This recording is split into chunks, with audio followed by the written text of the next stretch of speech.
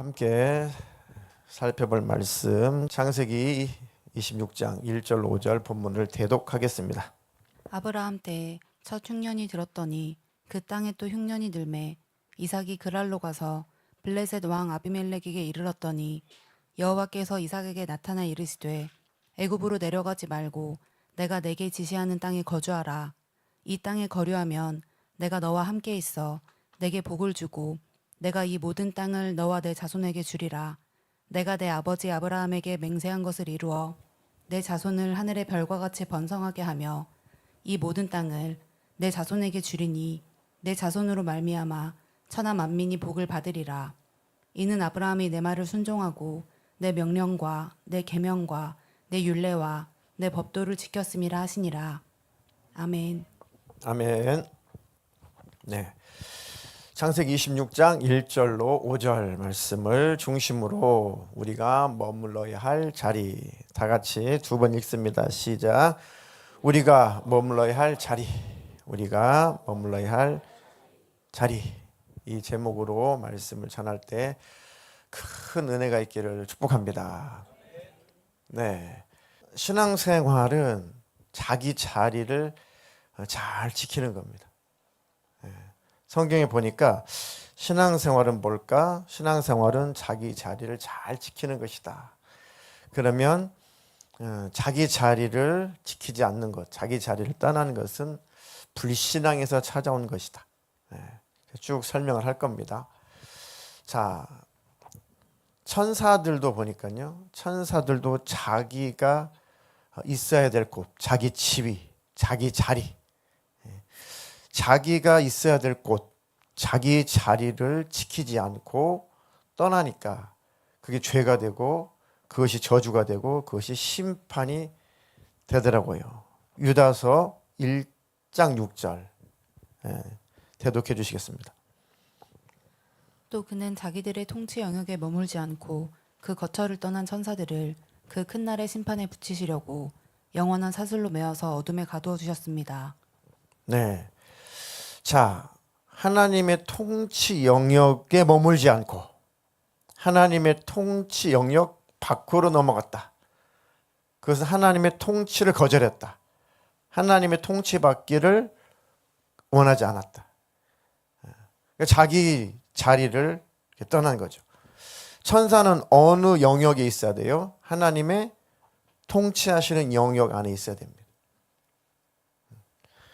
그런데 천사도 하나님의 통치를 받지 않고 하나님의 통치 영역에 머무르지 않고 교만해서 그 통치를 거절하고 그 자리를 떠나니까 그게 타락이고 그게 바로 죄고 그게 바로 심판의 근거가 되는 겁니다. 그래서 영원한 사슬로 메어서 어둠에 가두셨다. 네. 그러면 우리가 머물러 있어야 될 자리는 어디예요?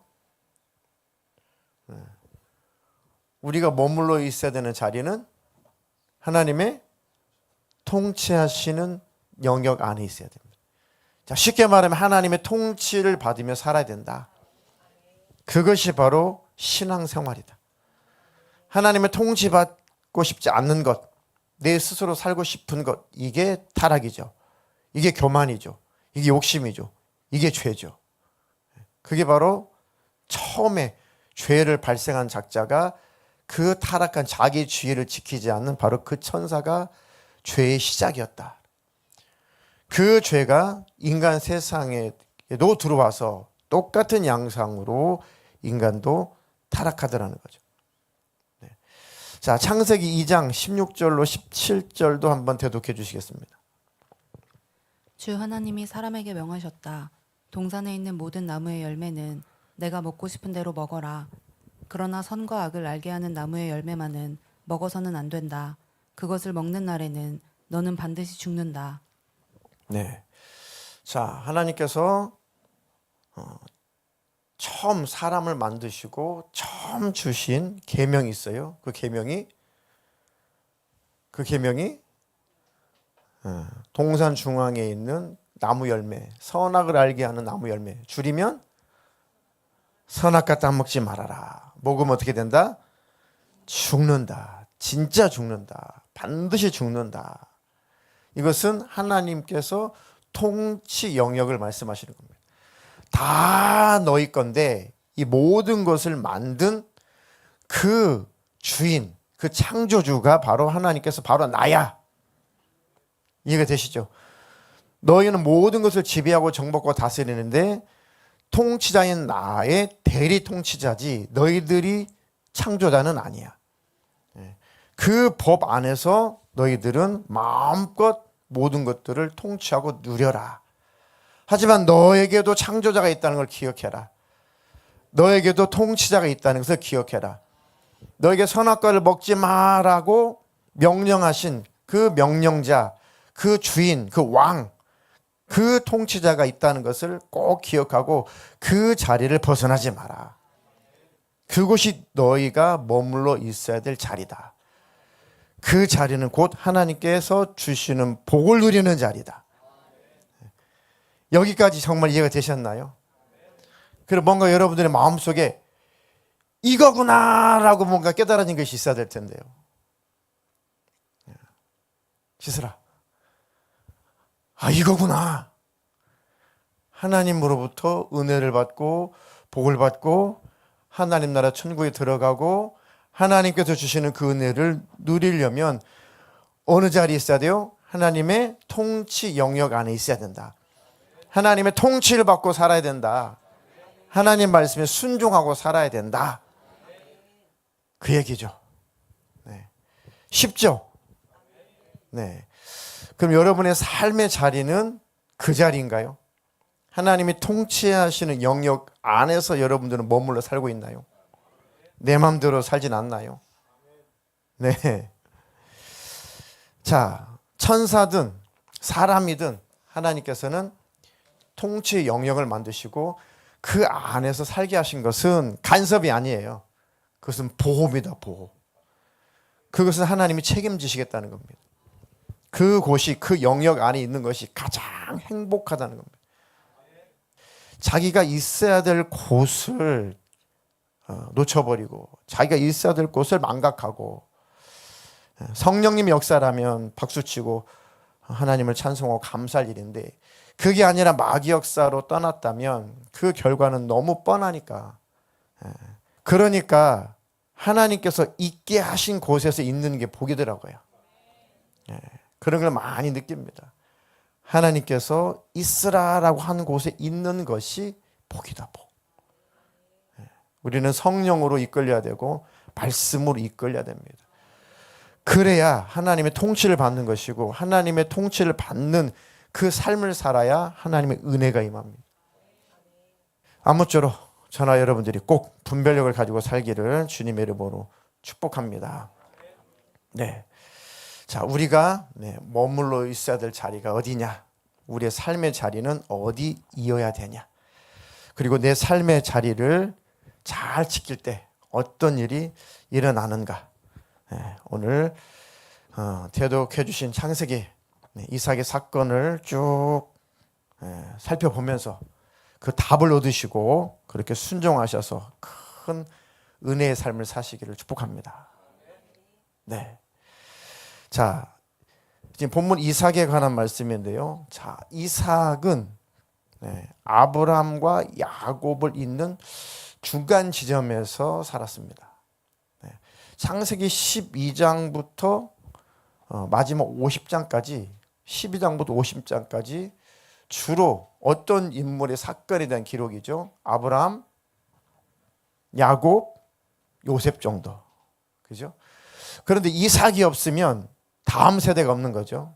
이삭이 없으면 하나님의 섭리가 다음 세대로 못 넘어가는 거죠. 이삭이 없으면 야곱이 없는 거죠. 그죠? 이삭이라고 하는 그 인물이 그렇게 성경에서 그렇게 크게 부각되지 않지만 이삭이라고 하는 그 인물이 자기가 있어야 될 곳에 있었기 때문에 자기 구간을 잘 살아냈기 때문에 하나님의 섭리가 연결된 겁니다. 이삭은 참 기적적으로 태어난 사람이죠. 그죠? 전혀 태어날 수 없는데 태어났어요. 그리고 죽을 수밖에 없는 죽음 직전에 간 사람이죠. 죽음에서 사실은 기적적으로 하나님 은혜로 살아난 인물이죠. 이런 인물이 성경에 그렇게 없어요. 거의 없습니다. 그런데 이렇게 대단한 출신의 이 이삭이지만 성경 보면 대단한 무슨 업적을 이뤘다든지 뭐 대단하게 엄청나게 땅을 많이 차지했다든지 그런 대단한 업적을 다룬 그런 삶은 아니었어요. 가만 보니까. 그런데 이삭이 없었다면 야곱도 없었을 것이고 야곱이 없었다면 12지파 이스라엘 민족도 없었을 것이고 이스라엘 나라도 없을 것이란 말이죠.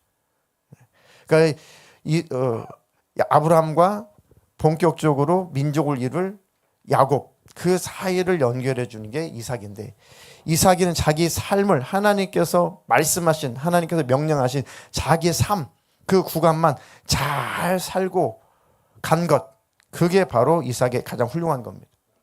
네. 굉장히 우리에게 굉장한 것을 하나님께서 교훈하세요. 우리가 하나님 앞에 대단하게 쓰임받는 것도 좋죠. 엄청난 일에 쓰임받는 것도 좋죠. 근데 그것은 하나님께서 하실 일이고 하나님께서 이렇게도 쓰시고 저렇게도 쓰시고 그건 하나님께서 하실 일이고 중요한 것은 내 삶의 자리는 어디냐. 하나님께서 나는 어느 구간을 달리라고 인생을 주셨냐. 내 인생 속에 하나님께서는 무엇을 하기를 원하시냐. 나는 어느 곳에서 무슨 일을 하며 살다 가기를 원하냐. 그것에 주목하십시오. 비교하지 말고 원망하지 말고 누구는 어떻고 누구는 어떻고 하지 말고 주목해야 될 것은 하나님께서 나에게 있으라고 하는 곳이 어디냐. 하나님께서 나에게 어떤 삶을 살라고 말씀하셨냐. 하나님 나에게 어떤 재능을 주셨냐. 내게 어떤 달란트를 주셨냐. 하나님은 나에게 어떤 삶의 위치를 주셨냐. 그것만 주목하시면 돼요. 그러면 그게 우리 인생의 사명이고 그 인생의 사명만 잘 살다가 잘 완수하면 그만인 겁니다. 이삭이 딱 그렇게 성공적인 인생을 살다 갔어요. 흠도 많고 단점도 많고 또 인간적으로 바라보면 참 몹쓸 부분도 많지만 그러나 끝까지 하나님을 붙들었다는 것 그리고 하나님 말씀에 순종했다는 것 하나님을 떠나지 않았다는 것 하나님의 통치 영역 안에 머물렀다는 것 그 하나만으로 성공한 인생을 살았던 거죠. 자, 26장 1절부터 차근차근 한번 보도록 하겠습니다. 자, 1절 다 같이 한번 읽어볼까요? 시작.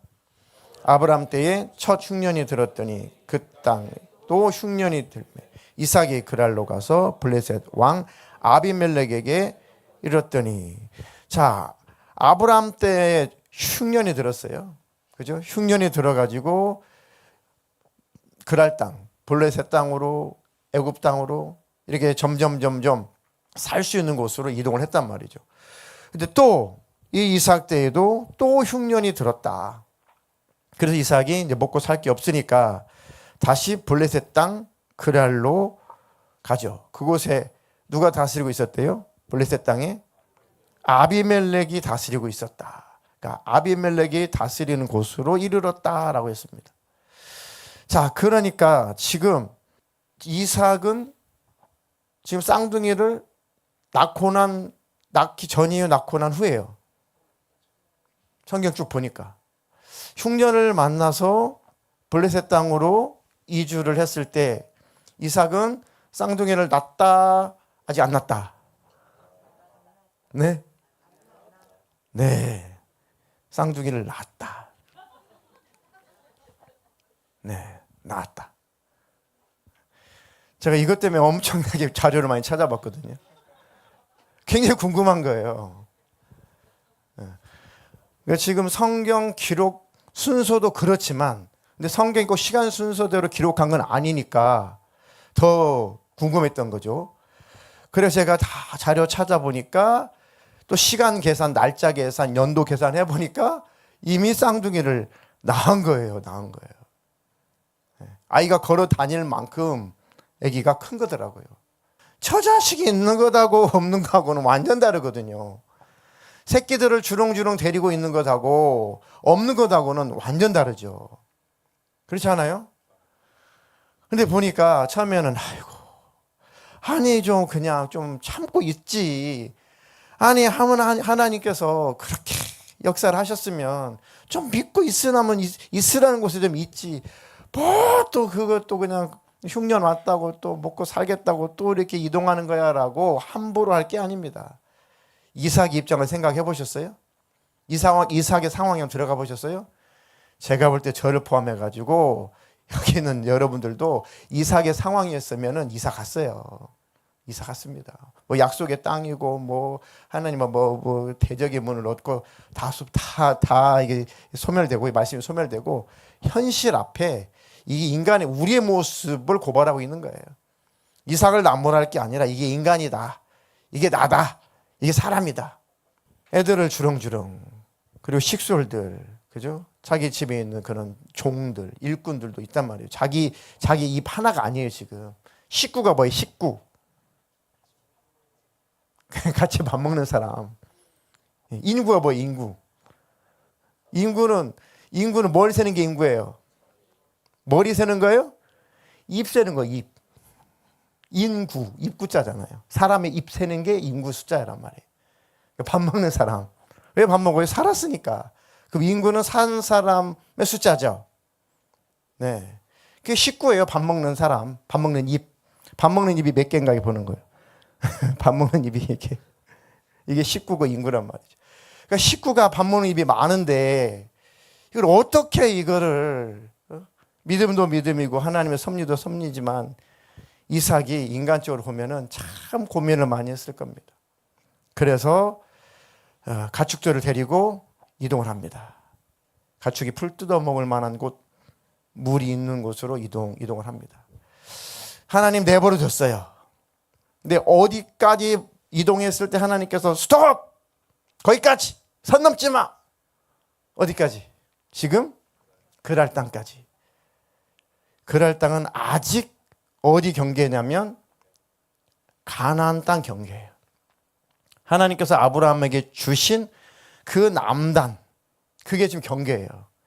그러니까 가만 지켜봤는데 좋아. 네가 동으로 갈 수 있고 서로 갈 수 있고 북으로 갈 수 있고 남으로 갈 수 있고 네가 마음대로 내가 약속한 땅에서 어디든지 다 돌아다닐 수 있어. 내가 약속한 땅 테두리 안에서 내가 지시한 땅 안에서. 그런데 더 이상 선 넘지 마. 내가 지시한 땅, 이 땅을 벗어나지는 마. 벗어나려고 하는 순간 하나님께서 딱 태클을 거시는 거죠. 왜냐하면 애굽으로 가면 이집트로 가면 풍요롭거든요. 거기는 나일강이 때때로 범람을 해주어서 그 근처가 아주 비옥한 땅이란 말이죠. 거기에다가 비옥한 삼각주가 쭉 있었단 말이에요. 고센 땅이. 그러니까 흉년이 되면 그곳으로 몰려들죠. 나중에 요셉에게도 7년 풍년, 7년 기근 때에도 그 땅은 풍요롭죠. 아주 좋은 땅이란 말이죠. 그러니까 그 근동에 있는 사람들이 몰려들 수밖에 없죠. 어찌 보면 상식의 상식. 살려면 뭐 때문에요? 윗 때문에. 누구 때문에? 식구 때문에. 그래서 너무 상식적이고 너무 그럴 수밖에 없는 상황인데 우리도 살다 보면 이런 위기를 만나죠. 하나님께서 말씀하신 그 말씀대로 살아야 되는데 그 말씀대로 살기란 현실이 참 안 받쳐줄 때가 있단 말이죠. 그때 여러분 어떻게 하실 겁니까? 그때 닥쳐봐야 알겠죠? 자, 그런데 하나님께서 2절 다 같이 2절 시작. 이삭에게 나타나 이르시되 애굽으로 내려가지 말고 내가 내게 지시하는 땅에 거주하라. 애굽으로 가려고 하는 것을 하나님께서 딱 아신 거죠. 애굽으로 가려고 하는 거지? 안 돼. 거기까지야. 내가 약속한 땅은 그랄 땅, 블레셋 땅 그 지경이야. 더 넘어가지 마. 내가 지시한 땅은 여기까지야. 이 땅을 벗어나지 마. 식구가 많은데 어떡할 거예요? 이때 이 상황에서 어떡할 거예요? 순종해야죠. 순종해야죠. 그때 하나님께서 주신 말씀에 순종하는 것뿐이에요. 그때 하나님께서 말씀하지 않았다면 가면 안 돼요. 또 말씀하지 않았는데 가면 책임 안 져요. 하나님이. 말씀하신 분이 책임을 질 거란 얘기죠. 네. 자, 하나님께서 가지 말래요. 그냥 이곳에 있으래요. 그 굶어 죽으란 얘기냐? 우리 다 굶어 죽으란 얘기냐? 아니요. 하나님께서 말씀하셨다면 책임지려고 말씀하신 거죠. 대책을 하나님께서 세우시겠다는 거죠. 그러면 저나 여러분도 위기 속에서 하나님 말씀에 순종할 겁니까? 그냥 아멘 하세요. 네, 하나님이 믿음 주시고 힘 주실 거니까. 네. 자, 그런데 이 우리의 삶의 축복, 그 번영, 그것이 목적은 아니지만 성경 보니까 이삭의 사건을 보니까 삶의 축복과 번영과 하나님의 약속이 이루어지는 것은 가만 보니까 하나님께서 먼저 약속했기 때문에, 먼저 하나님 약속하셨기 때문에 그 말씀을 근거로 축복이 있고 번영이 있고 행복이 있는 겁니다. 그러니까 우리 어떤 신념이 아니에요. 신념이 아닙니다. 신념이 아니라 말씀하셨기 때문에 우리는 순종하는 거예요. 말씀하지 않았다면 우리는 대책을 세우고 하나님의 지혜를 구해서 우리가 지혜롭게 삶을 살아야 돼요. 우리 지혜, 하나님 주신 지혜로 삶을 꾸려나가야 돼요. 근데 지금은 하나님께서 말씀하셨기 때문에 그냥 말씀에 순종만 하면 돼요. 근데 현실은 말씀에 순종하기란 너무 힘들어요. 회랑아, 말씀에 순종하기란 지금 보이는 현실은 너무 힘들다고요. 이때 진짜 뭐가 필요해요? 믿음이 필요한 겁니다. 이때 우리의 믿음은 드러나요. 이때 비로소 내 믿음을 우리가 볼 수가 있는 겁니다. 네. 그때 하나님을 기쁘시게 하는 믿음 있기를 축복합니다. 네, 이제 3절 4절로 한번 가볼까요? 자, 3절 먼저 시작. 이 땅에 거류하면 내가 너와 함께 있어 내게 복을 주고 내가 이 모든 땅을 너와 내 자손에게 주리라. 내가 내 아버지 아브라함에게 맹세한 것을 이루어. 이어서 4절. 내 자손을 하늘의 별과 같이 번성하게 하며 이 모든 땅을 내 자손에게 주리니 내 자손으로 말미암아 천하 만민이 복을 받으리라. 지금 아브라함에게도 이 약속, 이삭에게도 이 약속, 계속 이 약속. 하나님 하늘의 별과 같이 번성하고 바다의 모래같이 생육이 중다하고 그리고 뭐 천하 만민에게 복을 받으리라 하고 다 좋은데요. 다 좋은데 하나님 지금 현실을 보시라고요. 지금 제 상황을 보시라고요. 이 딸린 식솔들을 좀 보시라고요. 하나님. 뭐 천하 만민이 복 그거는 나중 얘기고요. 지금 당장 어떻게 할 거냐고요. 하나님. 이곳에 머물러 있으라고 하시는데 정말 하나님 힘드네요. 순종은 해야겠는데 어떻게 하면 좋겠습니까? 하나님. 네. 그런데 하나님께서는 네 아버지 아브라함에게 맹세한 것을 이룰 거다. 내가 꼭 이룰 거다. 내가 말을 안 했다면 너의 지혜로 너의 힘으로 잘 개척해봐라 할 텐데 내가 맹세까지 했어. 책임진다고. 이 지역을 떠나지 말라고 내가 했어. 내가 꼭 책임진다고. 현실과 맞지 않아요. 그래도 하나님의 약속을 믿을 겁니까? 그래도 약속의 말씀을 믿을 겁니까? 아멘입니다. 아멘입니다. 네. 그렇게 순종하는 자에게 하나님께서 어떻게 일하시나 한번 보겠습니다. 자, 5절 다 같이 한번 읽을까요? 5절. 아브라함이 내 말을 순종하고 내 명령과 내 계명과 내 율례와 내 법도를 지켰음이라 하시니라. 네 아버지도 참 위기가 많았어. 네 아버지도 현실적으로는 참 순종하지 못할 일이 많았어. 실수도 많이 했어. 근데 결국 돌아오니까, 결국 회개하니까, 결국 나를 믿고 순종하니까 네 아버지에게 내가 복을 많이 줬어. 너도 순종하면 너도 꼭 이 복을 받을 거야. 네 아버지가 그냥 복을 받은 게 아니라 바로 나에게 내 명령과 계명과 율례와 법도를 지키고 순종했기 때문이야. 한번 너도 내가 지시한 이 지시를 한번 잘 듣고 순종을 해봐. 아멘. 아니 하나님 먼저 먹을 거 주세요. 그리고 먼저 축복해 주세요. 그러면 제가 그거 보고 순종할게요. 그건 거래죠, 거래. 그건 믿음이나 신앙이 아니죠. 그건 거래하는 거죠. 그렇죠, 뱃살장님. 네. 그거는 믿음이 아니잖아요. 그거는 하나님을 신뢰하는 게 아니잖아요. 그건 하나님과 거래하는 거잖아요. 못 믿겠으니까 보여주시오. 그러면 그때 비로소 믿을 테니까. 그것은 신앙이 아니죠. 그건 불신이죠. 불신앙이죠. 네. 그런데도 하나님은 인간의 그 연약함 속에서도 꿋꿋하게 하나님은 일하시고 하나님께서 맹세하신 그 맹세는 그대로 이루어지는 것을 봅니다. 네. 이삭이 한번 어떤 연약한 모습으로 살았는지 한번 볼까요? 7절 시작. 그 사람들이 그의 아내에 대하여 물음에 그가 말하기를 그는 내 누이라 하였으니 리브가는 보기에 아리따움으로 그곳 백성이 리브가로 말미암아 자기를 죽일까 하여 그는 내 아내라 하기를 두려워 함이었더라. 부전이면 자전이다. 지금 아무 일도 안 일어났어요. 그죠? 뭐 지금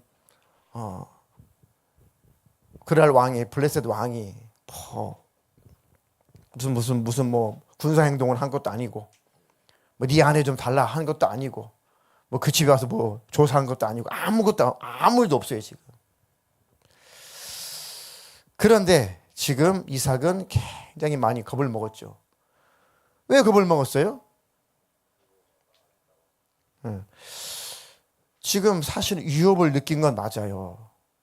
자꾸 이렇게 그 지역의 백성들이 자꾸 이렇게 이삭에게 와가지고 이 사람 이 여자 이름은 뭡니까? 리브가인데요. 리브가는 뭐 결혼했나요? 뭐 이렇게 물어보니까 이삭이 지금 덜컥 겁을 먹은 거잖아요. 그죠? 그러니까 그 얼마나 지금 이삭 입장에서는 얼마나 두렵겠냐고요. 그죠? 그래가지고 물어보니까 내 여동생입니다. 왜? 죽일까봐. 이삭은 가장 인간적인 모습을, 연약한 모습을 보이고 있습니다. 근데 이삭을 탓할 게 아니라니까요. 자세히 상황을 보면 지금 이삭은 죽을 수도 있어요. 자기만 죽는 게 아니죠. 다 죽죠. 그죠? 고대에는 전쟁 나잖아요. 종이 되든가 반항하면 다 죽여요. 종이 되든지 다 죽든지. 재산은 당연히 다 뺏기고. 그럼 차라리 산 것만 못하죠. 죽는 게 낫죠, 사실은. 그런 상황이기 때문에 인간의 연약함이 참 한계가 있습니다. 사람이 한계가 있어요. 그러니까 이삭만 뭘 할 게 아니라 그 상황을 가만히 살펴보면 참 그럴 수도 있겠다. 그러면 안 되지만 인간이기 때문에 그럴 수도 있겠다. 그런데 지금 중요한 포인트는 뭐예요? 하나님께서 그런 상황일지라도 하나님께서 약속하신 게 중요한 거예요. 그럴 수밖에 없고 그렇게 될 것 같은 불안한 상황이지만 내가 보장할게. 내가 지켜줄게. 내가 책임져 줄게. 그러니까 상황을 볼 거냐 말씀을 믿을 거냐 이건 거죠. 그 우리가 늘 뭘 구해야 돼요? 믿음을 구해야 되는 거죠. 하나님 내게 믿음을 주십시오. 하나님 내게 믿음을 주십시오. 그래요. 이삭이 완벽했다면 좋았겠죠. 그런데 이삭은 완벽한 존재는 아닙니다. 하나님께서 완벽한 자를 골라서 쓰시는 게 아니고 단지 아주 이렇게 쫄부 같은 쫄부? 뭐라 해야지 이거? 쫄보? 이런 사람이라도 단지 하나님 앞에 순종하는 사람을 쓰시는 것뿐입니다. 하나님께 순종하는 사람을 쓰는 거예요. 하나님 완벽한 자들을 골라 쓰신다면 이 지구상에 한 명도 쓸 사람 없습니다. 저를 포함해서 그저 하나님 넘어지고 실수하지만 돌아오고 회개하고 하나님 앞에 순종하는 자를 하나님께서 만들어서 쓰시는 거죠. 네. 그런데 시간이 많이 지났습니다. 잘 이렇게 비밀이 지켜질 줄 알고 비밀이 지켜질 줄 알았어요. 그런데 이삭하고 리브가하고 이 서로 관계가 좋았어요, 나빴어요? 참 좋았단 말이에요. 관계가 너무 좋으니까 사랑은 숨길 수 있어요, 없어요? 사랑은 못 숨기는 거죠. 아무리 숨겨보려고 해도 못 숨기는 겁니다. 그들의 말투, 그들의 눈빛, 그들의 제스처를 보면 어떤 관계인지 적나라하게 드러나죠. 아무도 속일 수 없죠. 그런데 하필이면은 아비멜렉이 예, 한참 낮잠 자고 있을 시간에, 야, 지금 아무도 지금 이 더울 때 낮잠 자고 있으니까 아무도 모르겠지 하고 도기석을 나영이하고 끌어안고 있었단 말이에요. 그런데 그날따라 이 뭐라 했지? 아비멜렉이 이 오후에 더울 때 그날은 잠을 많이 자나요? 잠을 자다가 너무 이렇게 뭔 일인지 이렇게 목말랐는지 깼어요. 깨가지고 이렇게 어슬렁슬렁 걷다가 창밖을 이렇게 보니까 남매 관계가 아니야? 부부 관계였어? 부부지간이야? 딱 깨달은 거죠. 들킨 거. 8절 9절 시작. 이삭이 거기 오래 거주하였더니 이삭이 그 아내 리브가를 꾀하는 것을 블레셋 왕 아비멜렉이 창으로 내다본지라. 이에 아비멜렉이 이삭을 불러 이르되 그가 분명히 내 아내이거늘 어찌 내 누이라 했느냐. 이삭이 그에게 대답하되 내 생각에 그로 말미암아 내가 죽게 될까 두려워하였음이로다. 네, 실토를 하죠. 아니 네 아내구만, 둘이는 부부지간이구만, 왜 거짓말했냐? 왜 네 여동생이라고 속였냐? 그러니까 이삭이 이제 죽었다, 큰일 났다. 얼마나 이 마음이 쪼그라들었을까요? 야, 이거 이제 얘네들 다 죽여. 그러면 죽어야 되잖아요. 얘들 다 죽여. 이 새끼들 안 되겠다, 다 죽여. 그럼 다 죽어야 돼요. 그냥 놀랍게 하나님 일하시죠.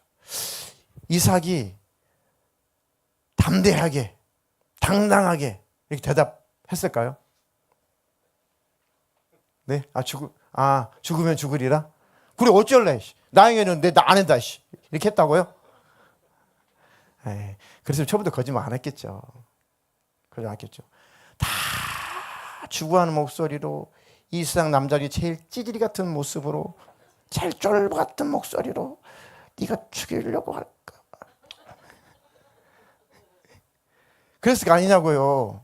이게 담대한 사람이 아니잖아요.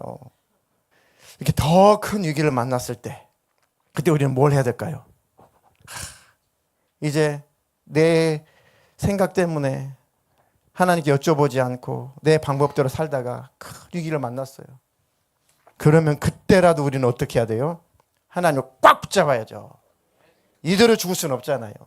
이대로 망할 수는 없잖아요. 그때는 담대해야죠. 하나님, 잘못했습니다. 하나님, 잘못했습니다. 하나님, 약속하셨잖아요. 하나님께 지켜주신다고. 제가 못 믿고 거짓말도 하고 이렇게 했지만 하나님은 신실하시니까 하나님 한 번 나 좀 봐주십시오. 그리고 하나님 늘 말씀마다 네 아버지 아브람과의 약속, 네 아버지 아름과의 약속 맨날 하셨던 것처럼 우리 아버지 아브람과 약속한 그 약속을 생각하시고서라도 한 번 좀 봐주십시오. 한 번 좀 용서해 주십시오. 한 번 좀 살려주십시오. 그렇게 속으로 하지 않았을까? 이삭은 겉으로 못해도. 그럴 가능성은 있겠지만 여하튼 성경은 기록하지 않았습니다. 여하튼 그랬든 그렇지 않았든 하나님은 신실하셔서 하나님의 약속을 스스로 지키시는 분, 하나님의 맹세하신 맹세를 스스로 이행하시는 분. 네. 10절 11절 다 같이 읽겠습니다. 시작. 네가 어찌 우리에게 이렇게 행하였느냐? 백성 중 하나가 내 아내와 동침할 뻔하였도다. 네가 죄를 우리에게 입혔으리라. 아비멜렉이의 모든 백성에게 명하여 이르되 이 사람이다. 그의 아내를 범하는 자는 죽이리라 하였더라. 네. 아비멜렉은 리브가가 이삭의 아내라는 것을 알았다면 먼저 조치를 취하려고 했다는 거잖아요. 그죠? 오, 그래? 네 아내였어? 야, 너 거짓말했어? 얼마나 더 죽이기 좋아요. 처음부터 솔직하게 말했을 때는 별로 죽일 만한 그런 빌미가 없잖아요. 근데 이건 지금 첩자잖아요. 지금 거짓말했잖아요. 야, 너 몰래 들어와서 이렇게 우리나라 전복시키려고 이 간첩 새끼 아니야 이럴 수 있잖아요. 그럼 얼마나 이게 처단하기 좋아요. 그리고 다 식구들 종 삼을 수 있고 이삭이 가지고 있는 재산을 다 모을 수 있고 이삭은 죽일 수 있고 더 좋은 기회죠. 빌미를 만들었으니까. 선하신 하나님이 여호와 이레 하나님이 이미 아비멜렉을 붙잡고 있었던 겁니다. 아비멜렉이 이 이삭 가족을 해칠 마음을 갖지 않도록 하나님이 다 막아내고 계셨다는 증거예요. 이게 보시고 준비하셨다. 뭐예요? 여호와 이레 하나님. 하나님 우리에게도 여호와 이레 그 하나님 그 믿음을 우리에게 주십시오. 약속하셨다면 믿게 해주십시오. 아비멜렉이 모든 사람에게 명령하죠. 이 사람이나 이 이삭이나 그의 아내를 건드리면 다 죽인다. 다 죽여. 털끝 하나도 건드리지 마. 건드리면 다 죽일 거야. 라고 오히려 아비멜렉이 이들의 안전을, 이들의 치안을 보장해 주잖아요.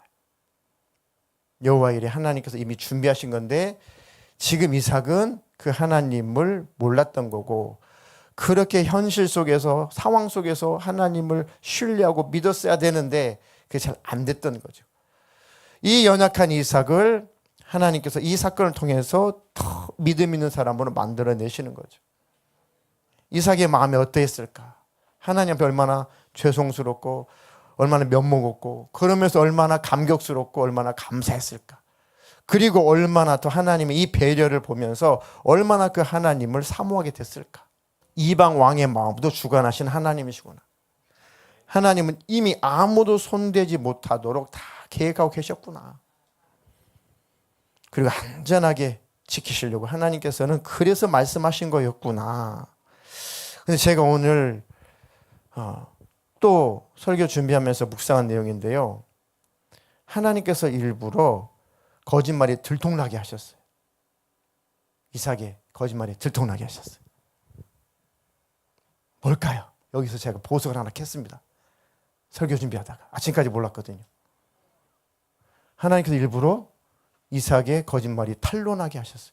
하필이면 그 시간에 김나연과 도이수가 껴안고 있는 거 하필이면 맞잖아요. 정확한 타이밍이. 왜 하나님은 들춰내셨을까요? 네? 리브가를 보호하려고. 아주 정답이 가까워지고 있습니다. 지금 애기 다 낳았어요. 낳을 거 다 낳았어요, 이제. 낳을 거 다 낳았다니까 쌍둥이 낳았어요. 그러면 낳을 거 낳았으니까 그럼 그러시지 않겠지만 하나님은 아직 쌍둥이를 안 낳았으면 몰라도 낳았다니까요. 아브라함은 낳기 전이에요, 이삭을. 근데 지금 이삭은 아이를 낳았어요, 지금. 그래도 들춰내셨어요. 하나님의 섬세한 사랑, 하나님의 섬세한 성품을 한번 생각을 해보십시오. 아마 여기서 이거구나. 하나님은 이런 분이시구나. 하나님은 이미 아비멜렉의 마음을 주장하고 계셨잖아요. 그죠? 그러면 이 이삭하고 리브가가 언제까지 가슴 졸이고 언제까지 들킬까 봐 탈탈탈탈탈 떨면서 살겠냐고요. 하나님 보셨을 때 기분 좋아요? 하나님 안타까워요? 안타깝죠. 그래가지고 낮잠 자는 이 왕을, 이건 이제 제 생각이에요. 어쨌든 기가 막힌 타이밍에 딱 하나님께서 보게 하신 거예요. 그리고 아비멜렉이 고백했죠. 야, 정말 그랬냐? 그랬구나. 말을 하지. 아무것도 해치려고 한 게 아니었는데. 그리고 내가 내 백성들에게 너희들 건드리면 내가 다 죽인다고 내가 약속할게. 그렇게 지금 아비멜렉 약속을 했잖아요.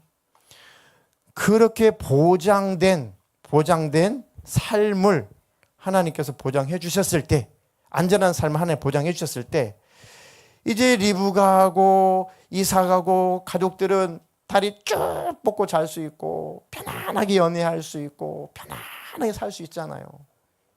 안 그래요? 야, 하나님은 참 이런 하나님이시구나. 얼마나 가슴 저리냐고요. 둘이 한번 부부끼리 껴안는 게 뭐가 잘못이요. 그런데 이게 혹시 들킬까봐, 그리고 이게 다 또 뺏길까봐, 목숨의 그 위협, 얼마나 오랜 시간 동안 머물면서 얼마나 두렵고 힘들었겠냐고요. 하나님 지금 내가 지금 아비멜렉의 마음을 꽉 붙들어서 그럴 일이 없는데 너희들 참 행복하게 살 수 있는데 불행하게 사는구나, 가슴 저리고 살고 있구나, 에라 딱 터뜨리고 아비멜렉의 입술을 통해서 하나님께서 말씀하신 거죠. 얘네들 건드리면 다 죽인다. 얘들 건드리면 다 죽여.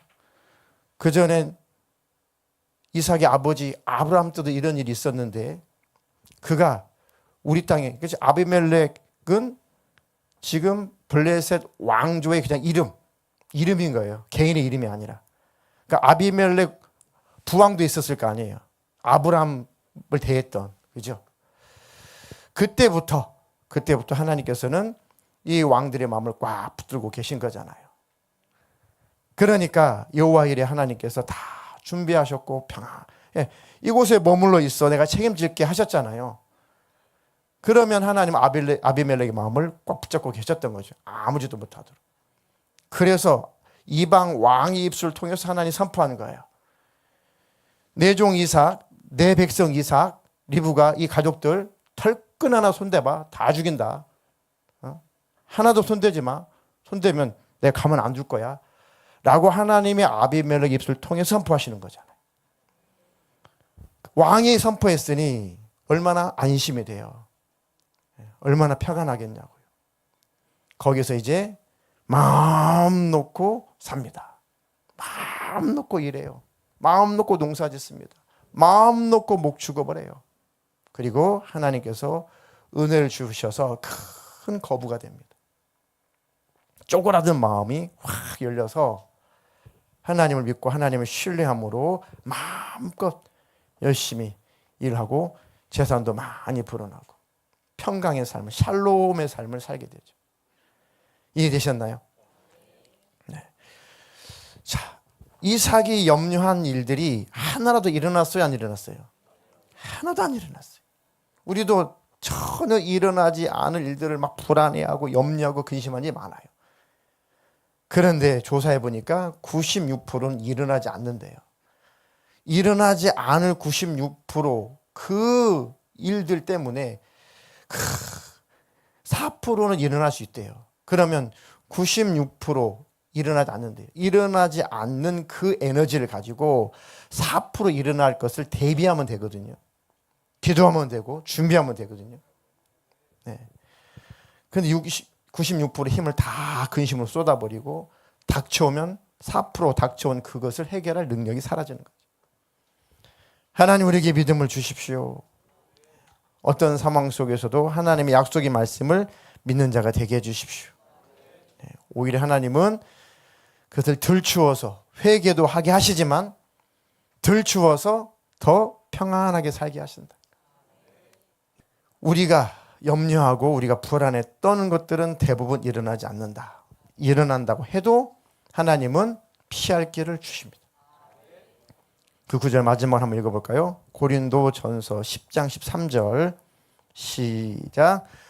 사람이 감당할 시험 밖에는 너희가 당한 것이 없나니 오직 하나님은 미쁘사 너희가 감당하지 못할 시험 당함을 허락하지 아니하시고 시험 당할 즈음에 또한 피할 길을 내사 너희로 능히 감당하게 하시느니라. 믿습니까? 믿어집니까? 네. 우리 주일 형제 믿어집니까? 네. 근심하고 걱정하고 염려하고 그 에너지를 기도할 때 써라. 그러면 하나님이 일하신다. 근심, 걱정, 염려 에너지를 다 쏟아버리고 기도할 힘이 없다면 바보 같은 짓이요. 근심, 걱정, 염려의 에너지를 기도할 에너지로 변화시킵시오. 그러면 응답이라도 있죠. 그러면 주님 해결하실 것입니다. 그 믿음을 주십시오. 네.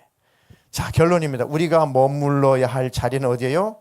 말씀이 지시한 곳, 말씀이 가르치는 곳, 하나님의 뜻을 이루는 곳, 그곳이 우리가 머물러 있어야 될 자리다.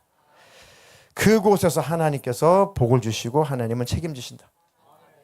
하나님이 지시하신 삶의 자리, 그 자리에 우리가 머물러 있다면 끝까지 하나님은 책임진다. 그 하나님을 신뢰하십시오.